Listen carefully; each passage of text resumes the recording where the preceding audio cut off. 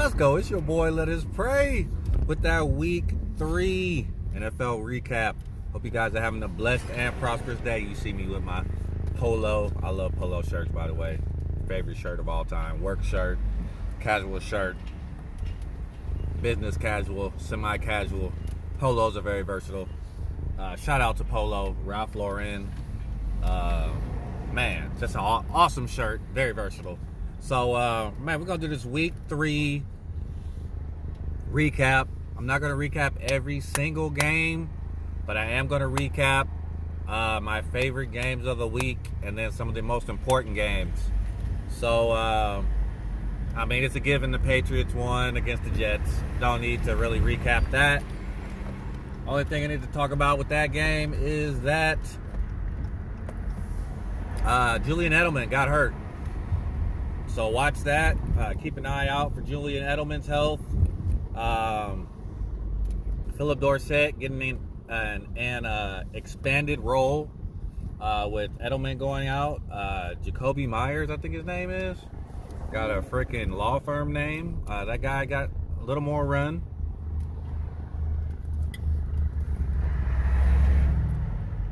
So watch that on the Patriots. Julian Edelman's health. Josh Gordon looking really good out there. We know that Antonio Brown was released.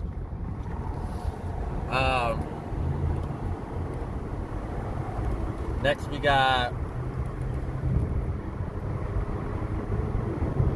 the Bills versus the Bengals. The Bills are 3-0. Let me say it again. The Bills are 3-0. I mean, nobody's talking about them. But the Bills are freaking 3-0 right now, man. You might say they had a weak schedule so far, but what can they do about that? They're beating the teams that are on their schedule. Josh Allen, very up and down. Very turnover prone, but he's making plays at the end of these games to get the team wins.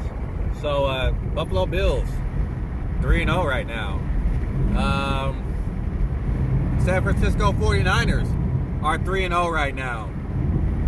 Huge win at home. Overcome 5 turnovers, which is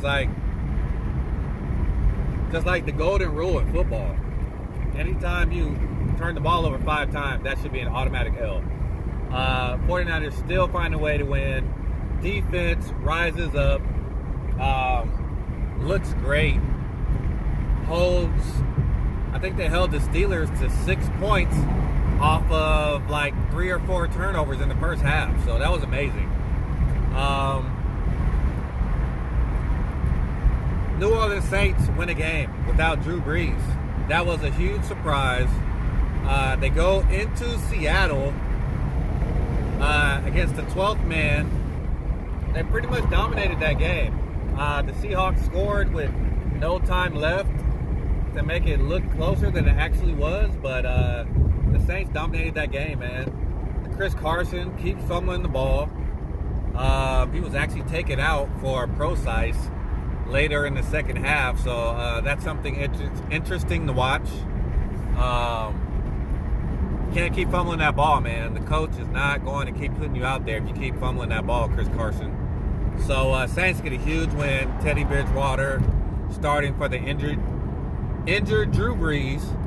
Drew Brees, I believe, just had surgery on his thumb, and I believe it was reported he'll be out in LA doing his rehab.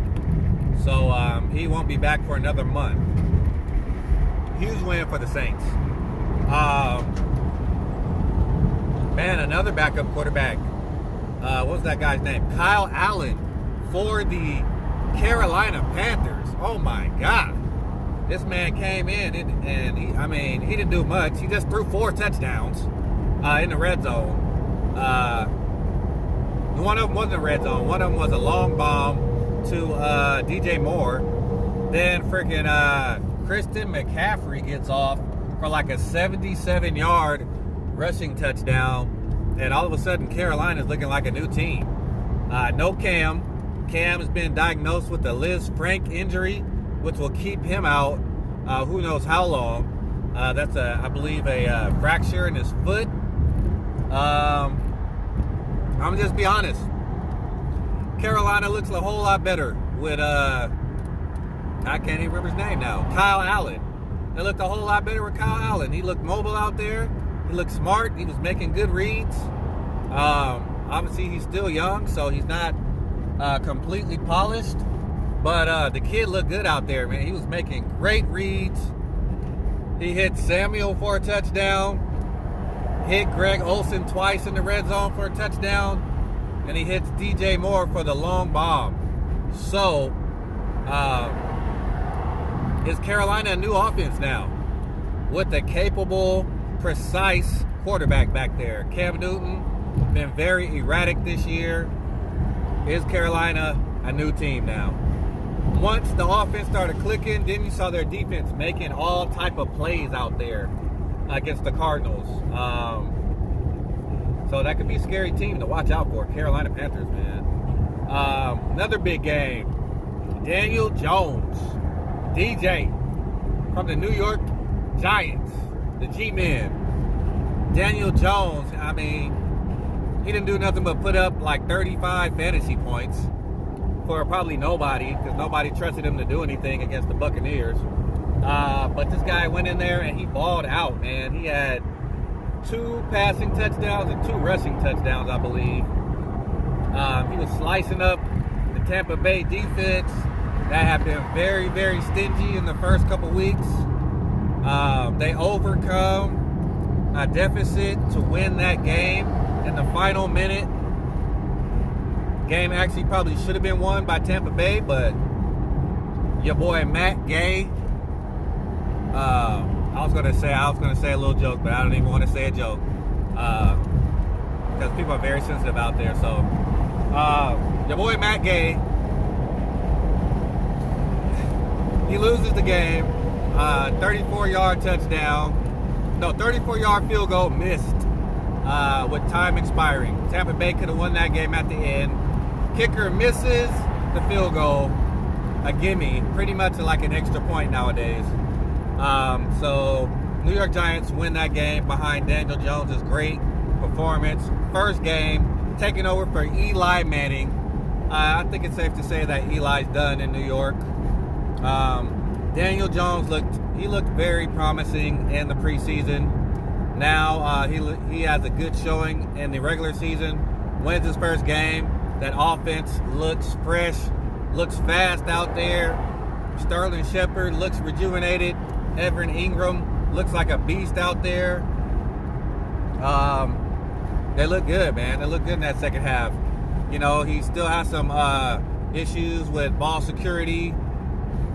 But he's throwing a lot of dots out there, man. A lot of dots, a lot of dimes. So, good win by the Giants.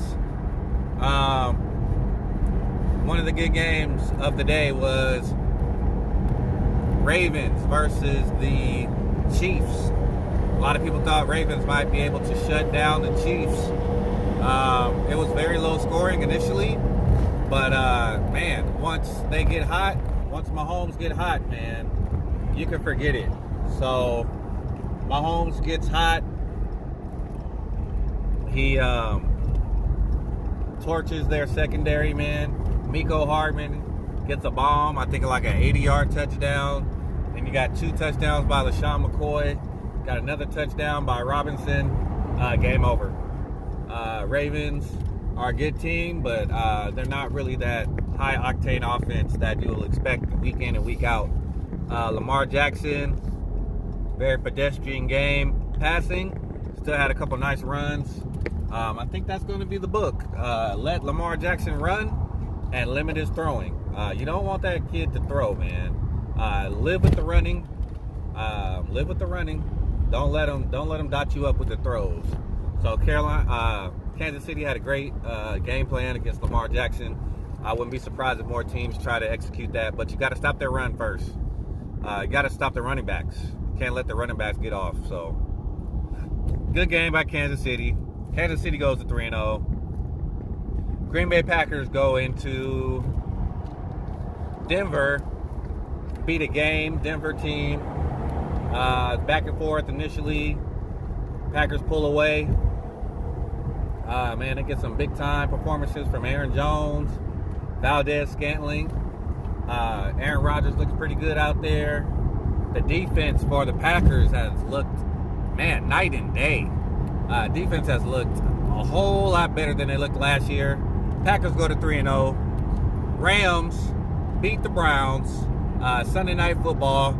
That boy Cooper Kupp, my fantasy gem, he just goes off again. 2 touchdowns, over 100 yards. Pretty much dominated the second half by himself.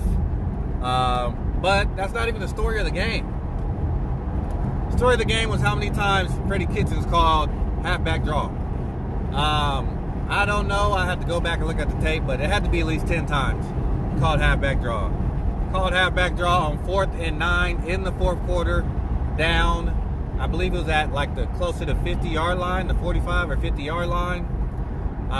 He could have done a coffee corner, could have pinned the Rams deep. Instead, he goes for it, only gets 2 yards. Game pretty much ends then. I'm not sure what Freddie Kitchens is doing. Then at the game, he has a chance to tie the game up. Had the ball on like the 7-yard line. You've been calling this draw all game. Then he calls 5 wide 4 times in a row, and Baker Mayfield can't complete a pass. So you're down on the goal line. You obviously love your running back. Then you don't give him the ball at all on the goal line. Not really sure what this guy's doing as an offensive coordinator, head coach. Freddie Kitchens, I'm sure he's getting a lot of heat this week in Cleveland, as he should. Just not sure what that guy's doing, man. So, Freddie Kitchens, you gotta get it together, man. Gotta get it together. Gotta be better than that. Play calling. It's the NFL. Team has a lot of expectations.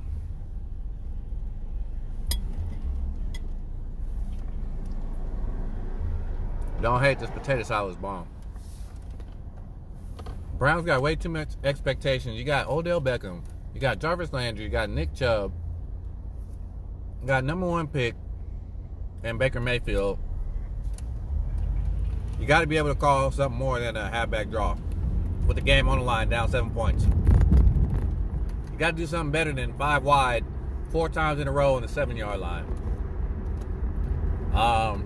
Baker Mayfield, I mean, if you look at the scouting report on this kid, it says all the good things he does, but I'm noticing a major flaw in his game. If you get to him early, if he doesn't have his first read right away, he was rolling out to the right side every time. So all you got to do is cover the right side of the field. Rolling out to the right side, cutting the field in half. Doesn't have access to all the routes. He had lanes to step up in the pocket. He didn't want to step up in the pocket. He'd rather roll out to the right every time. So he's got to get that corrected, because even I can see that on the film. And I don't consider myself a football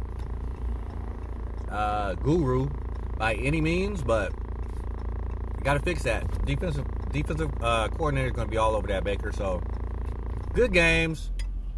All the rest of the games were pretty much blowouts, I believe. If I was missing one, I apologize. Cowboys blew out the Dolphins. Bears blew out the Redskins last night on Monday Night Football. Jaguars blew out the Titans. Colts somewhat win a close one against the Falcons. Seattle, I talked about that game already. Minnesota blows out the Raiders. Buffalo wins a close one. Talked about them. So yeah, man, that's the week 3 recap. You guys want to talk about any games that I didn't touch on? Feel free to leave comments. Smash that like button. Smash that subscribe button for these weekly recaps. It's your boy, Let Us Pray. We're going to finish our lunch, then we got to get back to work. Hope you're having a blessed and prosperous day. Peace, and we out.